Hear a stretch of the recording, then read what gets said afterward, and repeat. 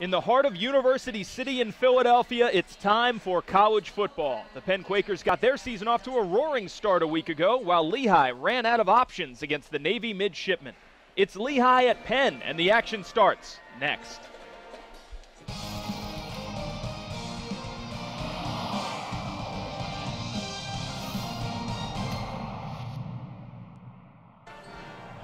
Crowd filtering into historic Franklin Field. This is the Ivy League on ESPN.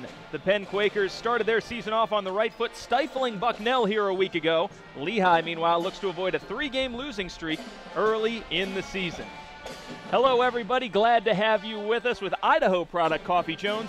Joe Tordy here with you. Varun Ragapathy will be along shortly from the sidelines.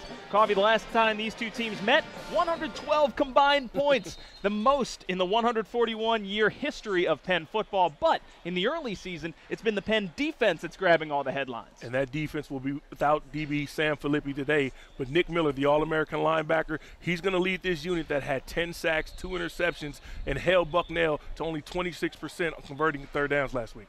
They'll face off against a very tough Lehigh offense, typically one of the top attacks in the Patriot League. And quarterback Brad Mays, he's one of the top quarterbacks in the Patriot League. He'll have Porter Real on the outside to throw to, but he gets his All-American running back, Don Bracaloni, come back from injury today. Kickoff is moments away. We'll bring it to you right here from Franklin Field in the heart of University City. It's Lehigh and Penn next. Malcolm, fair catches at the 35-yard line, and Penn's offense will take over there with 6:18 to go in the second quarter. Penn offense got rolling with the big throw down the field from Glover to Farrell. Can they get back to establishing that ground game? Kerrigan Brooks had 22 carries in their opener, 72 yards, 2 touchdowns against Bucknell. They want to be able to feature him for this ground game. Coffee, how do you balance the talent that Glover has versus the inexperience that he has playing quarterback? You want to see him be able to push the ball down the field again, but you want to take care of the ball as well. Yeah, he's been comfortable so far in his first 2 starts. Here's Christian Pearson making his debut, and he makes a catch, and Pearson showing some acrobatics and what he can do. He's been limited in the early part of the season due to injury, but he's the leading returning receiver on this Penn Quakers offense. And you would think coming out of the spring ball, losing Justin Watson, their All-American wide receiver down with the Tampa Bay Buccaneers, that Pearson being the leading returner, he would be a stalwart in this offense. That's his first catch so far this season. Does a lot of work out of the slot, but can do a lot of different things. There's Glover. Steps up in the pocket, and Glover scrambles for a first down near midfield and is able to pick it up there. First down, Penn. And that's the weapon that Coach Andy Cohn was talking about. When you have an explosive weapon like that in the Ivy League or even in the Patriot League, it's just something that you cannot escape. Plays well defended down the field. Glover decides to tuck it and run. He ran for 48 yards rushing in the opener last week. He moves the chains with his legs again. Penn up by 3, looking to build on that. Lehigh opened the scoring with a 23-yard field goal. Penn has scored on an 8-yard Kerrigan Brooks carry. Over the middle, it's Glover, and he has his man inside the 30-yard line. Sharp is inside the 20, inside the 10, and Penn gets set up with another chunk play as Logan Sharp bursts onto the scene. Hits his tight end, the safety blanket. Logan Sharp on a crossing route. 6'3", 230 pounds. He's built like used to be a receiver. He shows some speed right there, getting up that left sideline.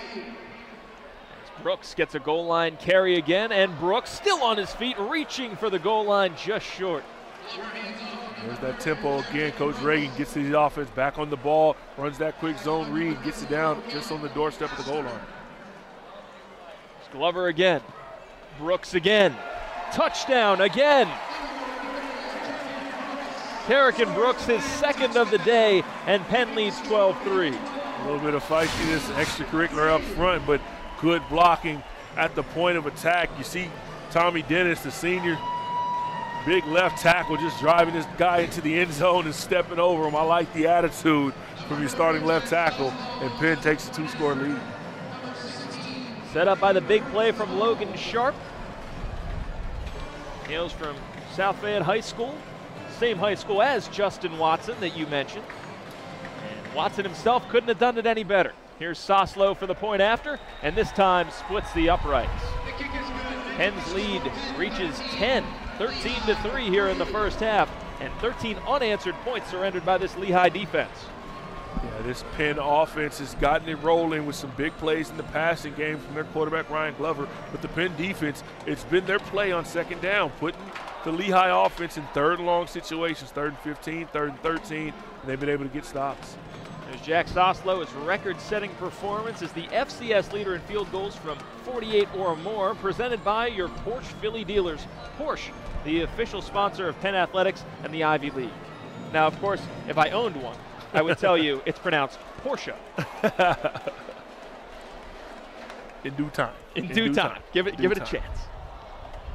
13-3. What's been the biggest difference as far as you can tell, Coffee, in Penn's offense in the first quarter versus the second? The defense is setting them up. They got the ball on the 35 and the 40-yard line on the last two drives following the punt. The field position game has really taken over, and it gives Coach Reagan and his offense a lot of comfort to call any type of play in this playbook, and his quarterback has been on target in his last couple throws.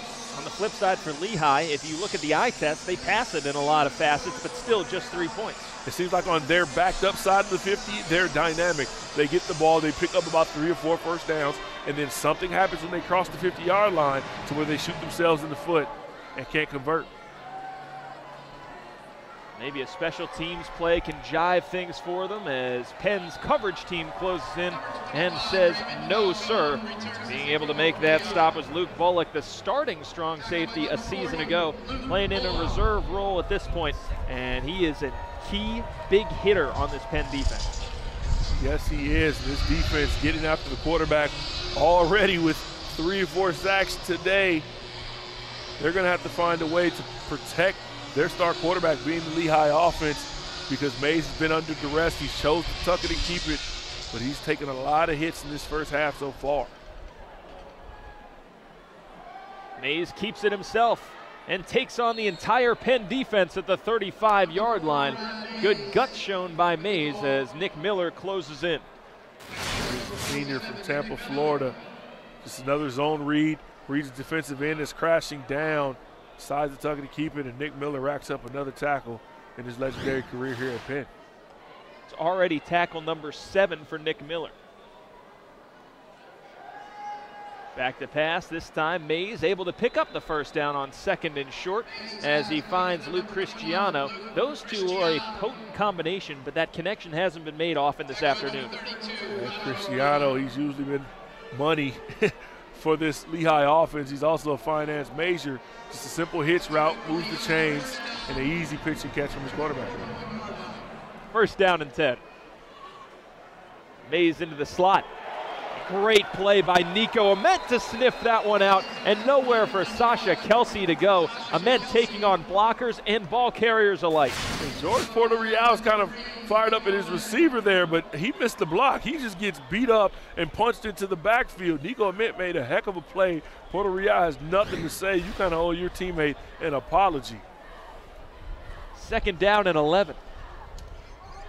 Kelsey had no chance in that play. Good job by Nico Ament. Mays throws it behind his target again, incomplete, and Ament nearly able to come up with a diving interception. It'll be 3rd down and 11. Yeah, the receivers are kind of all out of whack right now for Lehigh. Trips formation, somebody just doesn't run their slant route at the right depth. The quarterback throws it in the dirt, and another 3rd and 10+ situation for the 3rd straight drive for this Lehigh offense.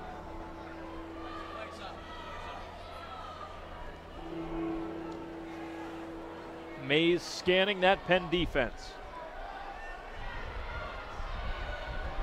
Flushed out again. And first down connection made. Looked as though he might have thrown it behind his intended target, but Devin Bivens sure-handed again. Yes, he did. The junior wide receiver makes a hands catch behind him. Going to the sideline. You see here, Penn only decides to rush 3. They don't blitz him. Mays climbs the pocket, scrambles out to his left, makes a throw, and moves the chains again. This time through the hands of Bivens, a little bit wide of him as well as Connor O'Brien in coverage for Penn. And that's one of the throws you always hear is so difficult to make a right-handed quarterback rolling left. Yeah, it's hard to get your hips back around for the natural cross-the-body throwing motion. But here's the situation Lehigh has found themselves in. Moving the chains with a couple first downs, but once you cross midfield, they've sort of stalled out so far in this first half. Can they keep this drive going? Bragalone behind Mays. And he gets the carry.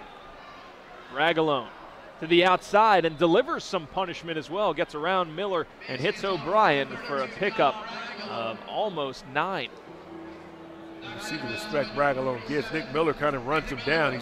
He's got DB safety type speed. He's got a small frame at the linebacker position, but he runs up to Bragalone and kind of corrals him from behind to try to get him on the ground, or at least get him out of bounds. He doesn't try to go ahead up with the big tailback. Ball moved back to the 42, went out of bounds a little bit earlier. So now it's 3rd down and 4. Big spot for this Lehigh offense, and a flag down. These are the kind of things that you talk about, Coffee, in this situation.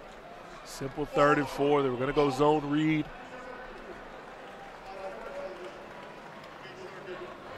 Now they still might, but it's going to cost them 5 more yards to get there. They're shooting themselves in the foot right now, backing themselves up again. So for the 4th straight time, their 3rd down is the 3rd 9+. It was 11 they just converted on that play where Penn didn't really come after them, only blitzed 3. Now they're showing blitz with a lot of guys at the line of scrimmage right now.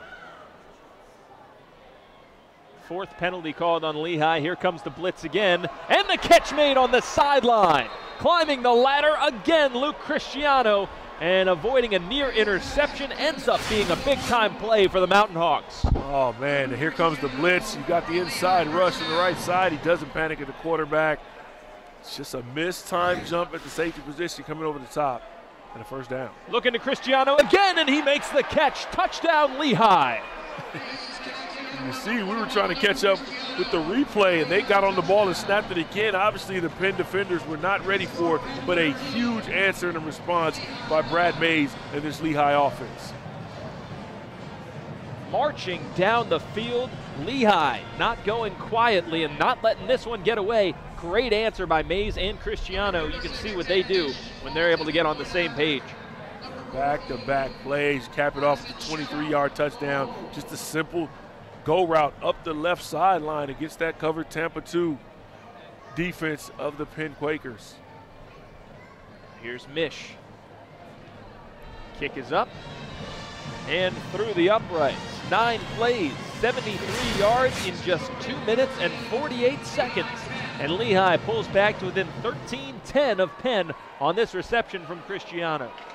Yeah, it just got right up the sideline. Penn was kind of scrambling after that 1st down conversion that they got the previous play. So both offenses have found a way to get some success, and that's the first time today, once Lehigh crossed midfield, to be able to convert a 3rd and long and then get right back on the ball for the big play for the score. There were always questions about where Lehigh was going to go next. Obviously, when you graduate players such as they did, Troy Pelletier and Gatlin Casey, this is one of the top receiving tandems, not just in the Patriot League, but in all of FCS. You wonder who it's going to come to next. Luke Cristiano is trying to make himself a candidate to step up.